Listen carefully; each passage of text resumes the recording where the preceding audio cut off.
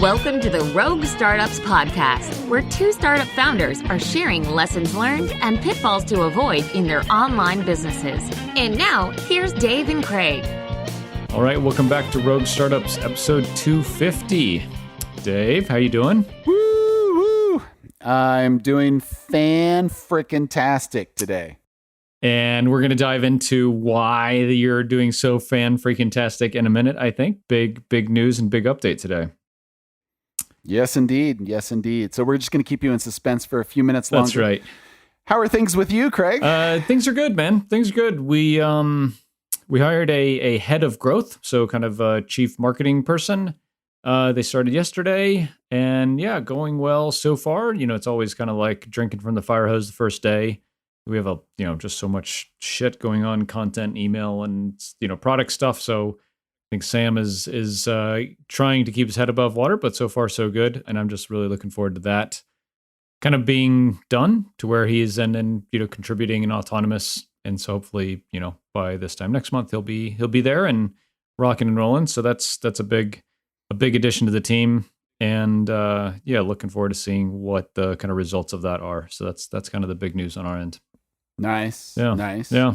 Well, things, just some updates on previous episode stuff over here. So my writer search is going really well. I have 5 or 6 people that I was screening at the end here. I just kind of wanted to get a wide gamut to see what was out there. And I finally got them to all submit stuff. I also finally had somebody email me 2 weeks later saying, "Oh, sorry, your thing was in spam." And I'm like, that's a bummer. Yeah. Sorry. Yeah. I don't know what to say about that, but we're not taking additional applications at this time. So I ran into the exact same thing. Did you copy and paste up a kind of form email to a bunch of people? I did. Yeah. So I think it's probably that coupled with, a lot of people do cold spammy outreach for, blog post and writing and topics like that. So I wouldn't be surprised if that's one of the more sensitive kind of Gmail spam filter events, Yeah, this wasn't Gmail. It was Yahoo, but okay. Yahoo, Hotmail, and Gmail all have very trippy spam filters going on there. And I think Hotmail is probably the worst of the 3, to be honest. I got to say, I don't know if I would hire someone with a Hotmail email address. Just straight up, Yeah. But well, that's exciting that you got some kind of last candidates there and making progress. That's cool. Yeah, and we're so we got some vacations slated for later this week. We got Memorial Day coming up this weekend in the United States, and just trying to get a bunch of stuff done before then. And I've got to review these writers, and I got to look at all their content and make a decision on who I'm keeping. And, I've been asking all of them to roll in their invoices so I can just prepay that and be done. I don't have to think about that. Yeah. Because everybody's getting paid regardless of what the content was. It wasn't a conditional thing. I said, we're doing a test, we'll pay you, and then I'll pick the best one of the bunch. So, but I haven't had time to go back and do that. And I also need to go back and deal with an explainer video to get it updated a little bit for our SMS launch that we're going to do after I get back. So I got to get that in process and, just stuff around the house. But yeah. Nice. Well, Dave, I think we've strung people along long enough. So shall we share the good news that you have? I think we should. Yes. All right. So I am happy to announce that as of last Friday, I am a full-time SaaS dude. I am 100% bootstrapped now. We are only doing recapture at this point, and by we, I mean me. Yes, so I am only doing recapture. I put my notice in at my freelance client, and I told them to go fuck themselves in the nicest way possible. And, I gave them 4 weeks. So this was, 4 weeks in the making here, and it's official. I am now a free man. Cue the applause music here. Yay! Yeah, that's awesome, man. That's really cool. It's not 4 weeks in the making, right? It's 5 years in the making, right? I think we've been kind of all in this journey for a long time now, and it's really cool. It's really cool to see that it culminated in this. I think that's, I think the the dream for a lot of us is to kind of own our own time and control vastly, most of our destiny in that respect. And that's awesome that you're able to make it happen, man. That's really cool.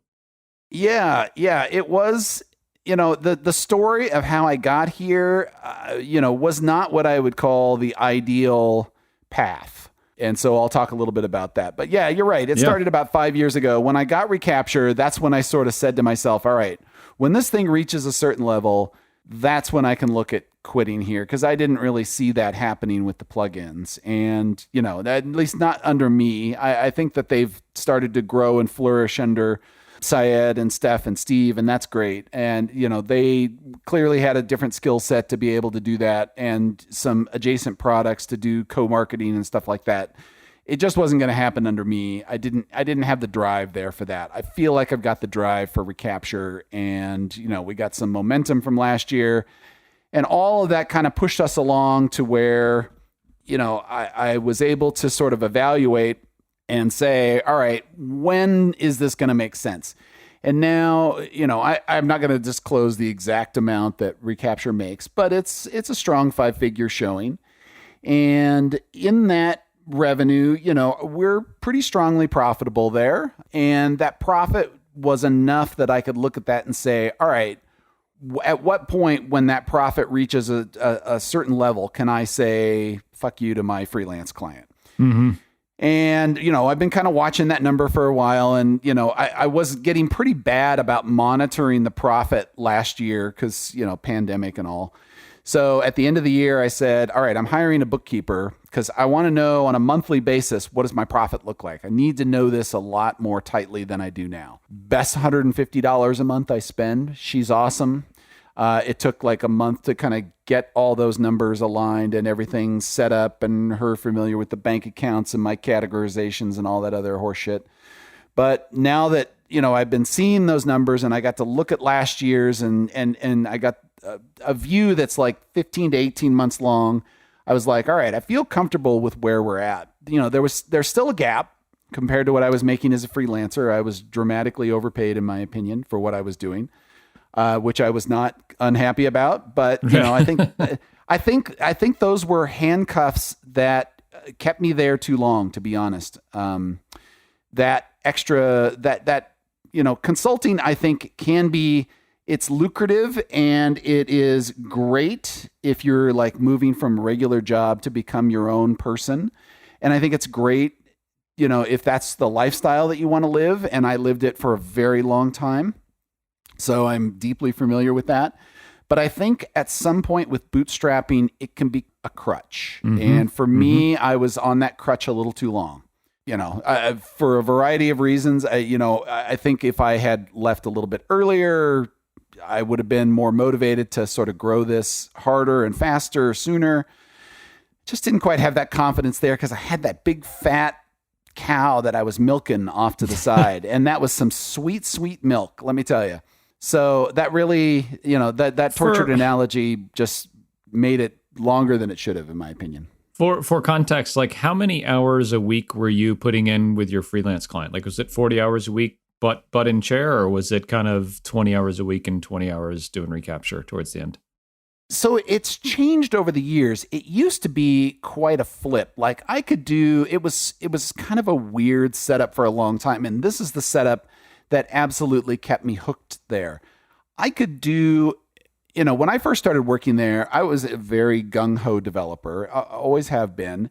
And so they would ask me to do something. I'd go and do it. They expected this was going to be a week-long task. I had it done in a day. And then I would come back and ask them for more. And they'd give me something else, and they expect that to take another week. And I had that done in another day. And after a while, they were like, slow down, Dave. We can't keep up with you here. Nice. And I'm like, okay, I hear this message loud and clear. So, I was still able to more than exceed their expectations, getting things done that they thought would take much longer.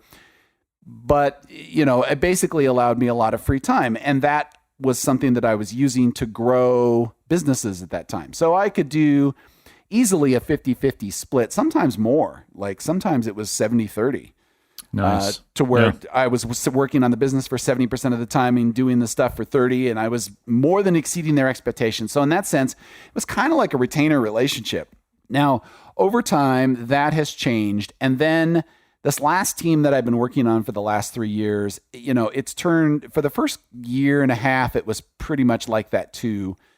And then it shifted and it became like this churn and burn support thing where we're just constantly working on stuff and you got to like turn things around, and the expectations were very much get stuff done as fast as you can. And, I was still one of the most productive members on the team, but it did mean that I was suddenly working less on the business. So recapture was suffering, the plugins were suffering, and I was suffering because this wasn't really where I wanted to spend my time.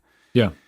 And, after a year and a half of that, it started to grind on me so hard that, it was that plus I was just being underutilized. Like the number of years that I have in software development and things that I'm capable of doing were not the things that they were asking me to do. I was being asked to do mid-level developer stuff. Just here's a Jira, work on the Jira. When you're done with the Jira, send it to QA, go pick up another Jira. And it was just that over and over and over and over again. I can't imagine. And it's like, and then, there were opportunities for other things. And when you would step up and say, I would like to do this and try to enrich myself and the client and live up to the original mission of why they hired me, you'd kind of get batted down because, I was working for a guy who was a micromanager, and that's hard to work with, especially when, you expect independent work from all those people that you're working with. And that's when I'm hiring people, that's what I expect. And now I'm getting the opposite expectation there. So I'm like, ugh. I thought I could deal with it. After a while, I realized I couldn't deal with it, and it really got on me. Yeah. So that coupled with the level of work that I was doing, it spiraled me into a burnout cycle. I've probably been burned out for months. I couldn't even pinpoint the exact day that I really felt burned out, but I can tell you that I felt literal existential dread every Sunday night when I went to bed and woke up on Monday morning. And on Friday afternoon, it was elation that I was like, whew, I'm done.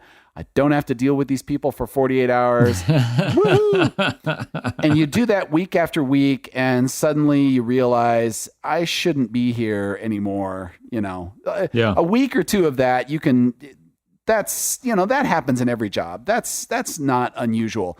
But to do that for month on end, that's shit. That's, and it got me to a point where I actually got into depression. And it was probably April that I finally hit that wall. And, I had been feeling it for a while, and I had even had discussions with my wife and told her how much I hated the job and all of this sort of stuff. And she was like, well, do you want to quit? And I'm like, I kind of do, but at the same time, well, she was very supportive about it. And, we had already sold the plug-in business. So, there was this, hey, maybe we could do this, but I hadn't run the numbers. I didn't know what that would look like. And, recapture had changed quite a bit in the last 6 months to where it was profitable enough that I could do this. So it was only in the last 6 months that it really became a reality, in my opinion. Otherwise, I'd just be like chewing through all the money that we had spent or that we had made on the plug-in sale. And, my wife and I had sort of talked about that as, what do we want to do with that? Do we want to invest that in something else? Do we want to invest it in ourselves? Do we want to get some real estate? And we talked about the self-storage thing, although I've kind of shelved that for now. Because I've been trying to focus on too many things for too long. And now it's time to just narrow that down. Well, it's time to take some time off. Number one, that's what I'm doing now. And it's time to focus solely on recapture and grow recapture and make that bigger and better than it already is, which it's great now, but I need to make it bigger. I need to get it to where, I can fully take our income out of that and maybe start hiring some people to do some of the things on it. And then I'm not as involved in the business anymore, but that's a ways down the road at this point. Yeah. I want to dig into kind of what your kind of short to medium term plans are, because I think that's that's a big thing, that when you go full time, like your mindset and your perspective shifts on the business so much, and like you're just you're just a week into it now. So I don't think you're even like fully aware of how little time you had to think about the business and what's really important to it and how you should be spending your time and stuff. And so I would suspect over the next couple of weeks, especially if you're taking vacation, that you'll come back with like this new perspective on like, oh, of course, like the business and the product needs this and this and this. And you just didn't have the ability to see that before because you're fucking working 2 jobs and stressed about this and burnt out and COVID and all this other stuff. And now that you have so much less to worry and think about, you're able to see that stuff so much more clearly. Yeah, I'm going to be interested to see how that unfolds. So short term, my plan is, for the next, I've said 2 months. I don't know if that's really going to last full 2 months or not, because the kids, today is their last day of school. Today is May 25th. And we have plans for several camping trips starting this Friday. And, the fact that I'm not working the freelance client means that there's all this pressure off and we can just leave whenever. And I don't have to worry about getting work done that week or taking time away from things or just all of that stuff I had to think about before. And so I'm very much looking forward to kind of that decompression. I'm in literal day 3 of having quit the job. And my wife was asking me this morning, said, well, how does it feel? And I said, it feels like I'm still in a weekend. Right. It's not real yet. It still feels like I just have a 3-day weekend right now. I think after a week, it's going to start to feel more real. And I think by next week, when we get back from camping and I don't have to start up anything, like it'll feel more real because it'll get past like a vacation or a long weekend or any of that stuff. And now it's just me. It's just me doing this. Mm-hmm. Yeah. So I've told myself that I want to give myself some space to just heal from the toxic work environment that I was exposed to there, because it was pretty brutal there. And I need to get my head out of that first. So, that's what the 2 months is. I'll definitely be at least a month is my guess. And what that's really going to look like. A month for kind of just evaluating where you are?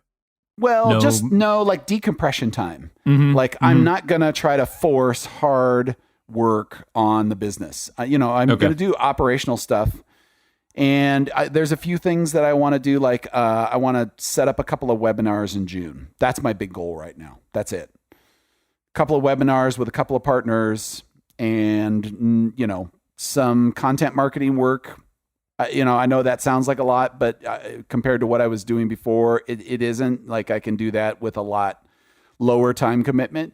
And I'm just going to do stuff around the house. So I'm not sitting here in front of my computer 8 hours a day, 40 hours a week, and just get away from that for a little while. Because there's definitely this association of this desk and this monitor and the whole position. So I got to, rethink all of that and probably just maybe relocate my office for a little while until I can scrub that mindset out of my head.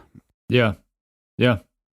I know someone that every time they change jobs, they work remotely for a couple different companies, and every time they change jobs, they rearrange their office. Like this is the old way I worked at the old company, and this is the new way I work at the new company. And like I never would think of that, but I think it's great. It makes a ton of sense.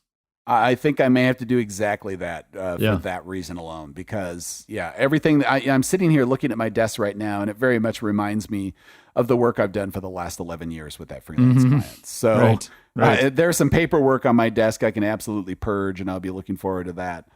But just that's the short-term plan. And medium-term, I need to get back on because this last quarter, I kind of let the traction stuff, the EOS, kind of fall by the wayside. I wasn't real diligent about my rocks, and I wasn't real diligent about, trying to meet the goals and move the business forward and all of that. I was doing so half-heartedly, and that was the burnout. So, I need to get back on that train, but I'm thinking that's going to be July. When I get back on that train, that'll realign with a quarter. So it gives me June to kind of decompress. I still have a couple of things I want to do to move the business forward then. And then July, we start reevaluating and moving things forward in earnest at that point. Yeah. Yeah. That's great, man. I think you're doing the right stuff. And I think that just having that decompression time will open up like so much perspective, for you and kind of what you see good and what you see bad and what you need to focus on. And like not to have knee-jerk reactions to it too much, because I think the first little bit of mental space you get, you're going to see something and say, holy shit, of course, this is the thing we have to do. But like try to just like, I would put it all like in a notebook and then at the end of 2 weeks or 2 months or something like that, really go back and evaluate and say, okay, yeah, this was right and this was wrong. And this is what we're going to do, because I would imagine, have a lot of things coming into your mind over the next, couple of weeks. Yeah. Yeah. And, I have Evernote on my phone and I like to take notes on that. I don't typically write things down because my handwriting is so atrocious these days. Right. So I use Evernote so I don't forget that. And that way it's available to me anywhere I am. But I have been saving a lot of stuff in the recent 5 months of just like, here's a marketing idea I can try. Here's some content I probably need to generate. Here's a competitor that's doing something over here that I probably ought to think about. Stuff like that. So I've been collecting all of that, but I've not been going back saying, what should I prioritize now? Because there's a ton of that stuff sitting in a folder in my email client. And I really need to evaluate that stuff. And, like, I'm hiring a writer, so they're going to be doing content marketing. I just got a keyword research report. I haven't even had a chance to look at that yet. And I know it's going to be good because this was a guy that was recommended to me by Ruben Gomez. And and this is somebody that he's used to do his content stuff in the past. So he's going to, give me some basic keywords and some content groups and, search volumes and competitiveness and all of this sort of landscape stuff. And just talk about like, all right, this is what you probably should focus on for the next 6 to 12 months. And, then I just need to take a writer, show them the report, say, here's what my priorities are. Let's start to work on these things. Yeah. And then, then they can create outlines and I can review the outlines, and then they create the content and I review that and we post it. So, I've got stuff like that to get on. But once I think I can get somebody working independently, then I can look at a different set of strategies in the business instead of all this tactical stuff that I've been like focusing on here. There's definitely some strategic stuff I'm missing out on right now because I've had to focus solely on tactics to keep things running. So going back to kind of the financial decision process, like without talking specifics, because I think specifics only apply, to your use case, but for other folks that are like maybe going through the same kind of thought process right now, like are there things you can share about like when you felt like you had enough revenue and profit and growth and runway and things like that you felt comfortable doing this? Again, like not sharing specifics, but just kind of like to generalize your thought process around that so that like other folks that are listening can maybe like apply that. Yeah. So, and your mileage may vary. Tax, title, and license are extra. Dealer handling charges may apply, et cetera, et cetera. But, I can throw out some assumptions that were sort of based in this whole thought process all along. So first of all, I'm pretty fiscally conservative. And in general, this comes from some events that happened early in my teenage years where my father had mishandled tens of thousands of dollars and basically kind of screwed over my college fund. And it made me had to change what I was going to do for my plans after graduation. It all worked out fine. Don't cry for me, Argentina. But that event just made me realize that having financial cushions is key.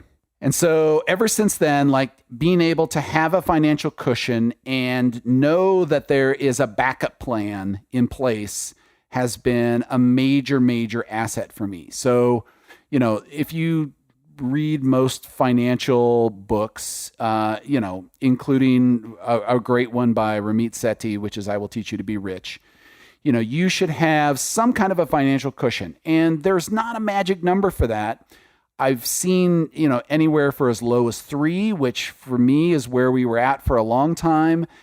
6 months of living expenses in the bank is another one. And, if you can do a year, that's great too. Although I think that one's a bit of a stretch for a lot of people because, if you're living paycheck to paycheck, saving that much that you've got a year's worth of expenses in there is going to be really tough. So shoot for 3. Get more if you can. And it took me a long time to get more than 3. So, that was key number 1, is to have that cushion.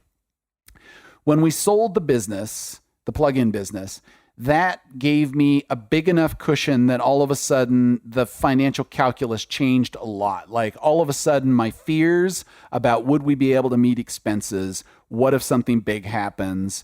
All of these other personal spending questions that kind of hold me back on a lot of other stuff were immediately alleviated. Like if all of those things suddenly happened at once, major medical expenses, something big, we needed to spend a lot of money on something else on top of all that, there's a major event with the house or the furnace dies or whatever, then, all of those things could happen simultaneously and we would still be okay. That's when I was like, all right, now I need to let the fear go and think about this from a different perspective.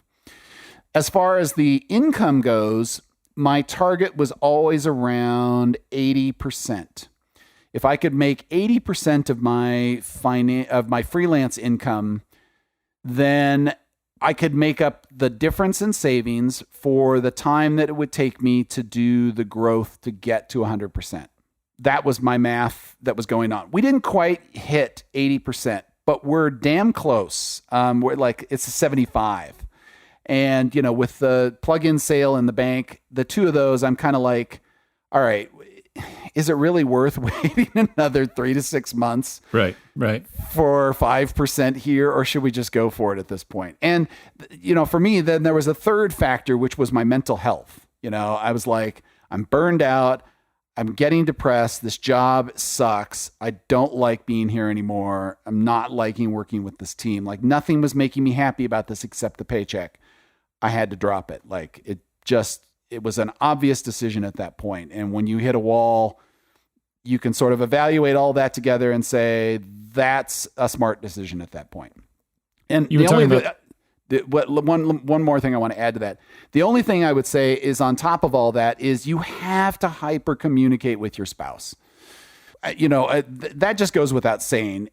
Whoever your partner is, if you're in this financially with somebody else, you absolutely have to hyper communicate about your fears, your feelings, what is making you happy, what's making you not happy, what the state of the business is, what is your net profit? It's got to be real, all of it. And you got to talk about it. And it became a joint decision with this. I kind of laid it all on the table and said, this is what I see. This is how I'm feeling.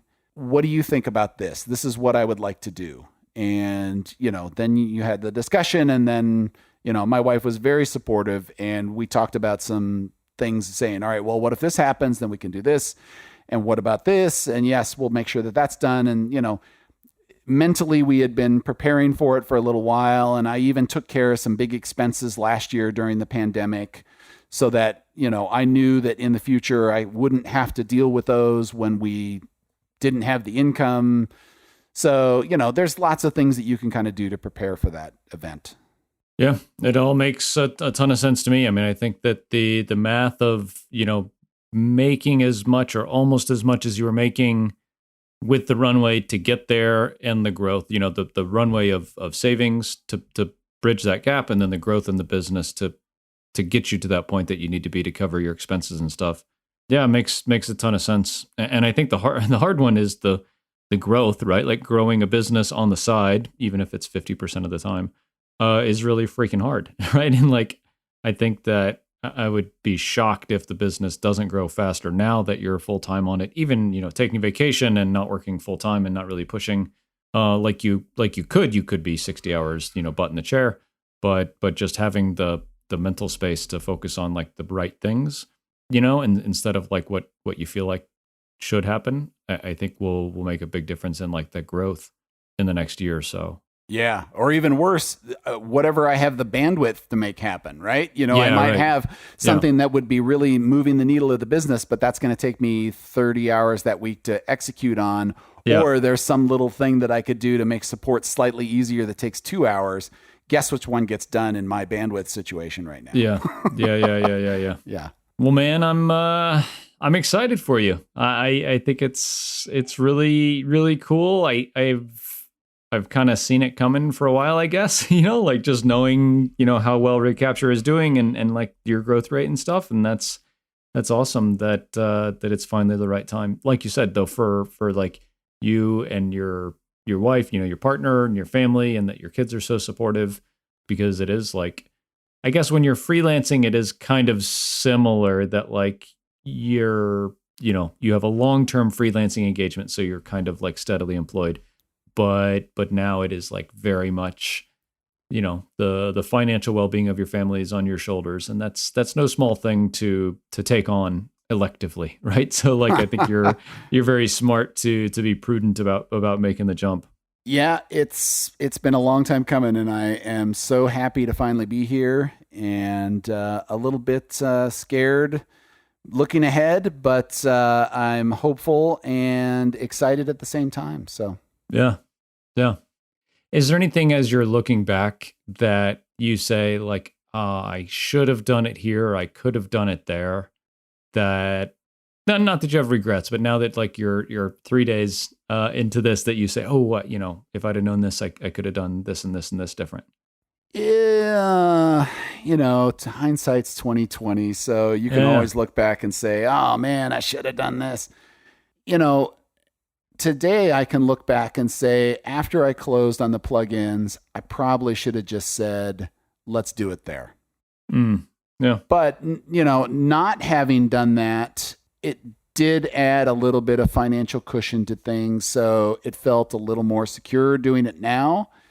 And it protected the nest egg from the sale of the plugins slightly. So, there's that. And would I go back and redo it? Back then, I can say that I would. I don't know that I would or change what I did at this point, but I probably, it's also personal, right? Because it's about how comfortable you feel and what's your level of tolerance of risk. And with 3 kids and, being the sole breadwinner, I just felt like my risk tolerance wasn't quite there. Realistically, I could have done it after the plug-in sale last year. I still wouldn't have been quite at the growth rate that I'm at. So, it would have felt a little scarier, but, now that I've seen what that growth looks like since then, I would have probably been like, oh yeah, this all worked out great. This was a great decision. And that's just as much luck as anything. Yeah. So, would I be in a better space now? It's actually probably likely that I'd be in a better space, because then I could have taken that time to decompress last year and then started my growth stuff back in January. And, I'm 5 months behind on my content marketing stuff at this point, and I wouldn't have been had I been full-time on it in January. So yeah, there were things that I wish I had done better and differently and all of that. Yeah. I guess that's what I would say. Yeah. I just kind of thinking back to when I went full time with Podcast Motor, it was more of that we had, a big cushion and definitely didn't meet our financial needs at that point, but saw the path to get there. And I was more burned out, I think, than you are. And so it's just like, we can do this, whether it's the smartest move or not, I don't know.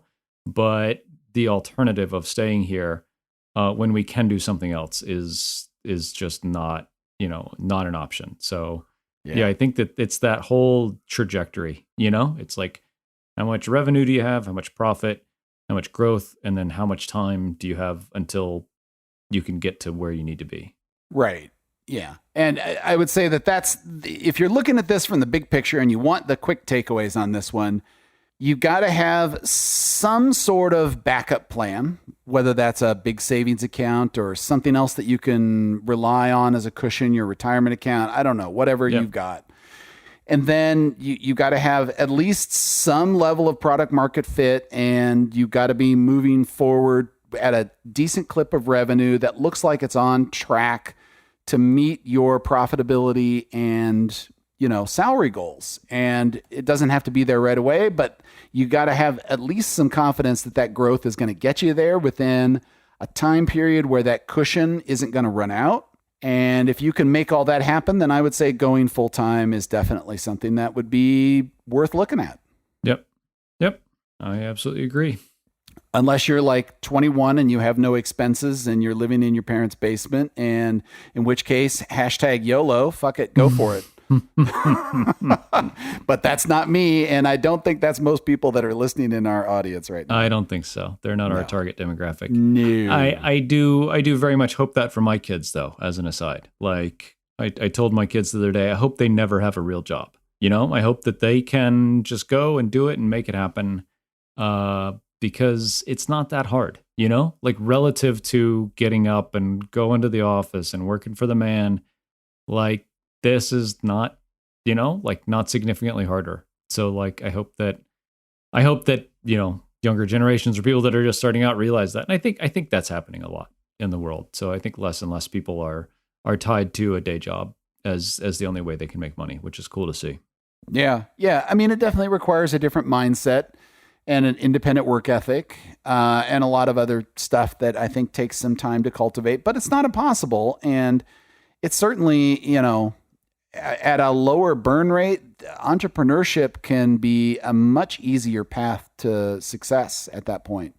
Because then you've got the time to build that up more slowly, instead of be like, okay, I've got a, $8K a month burn rate. Now I got to make up $8K a month. Boom, like that. Like, that's not easy to do right out of the gate. You got a long, hard row to hoe on that in order to make that.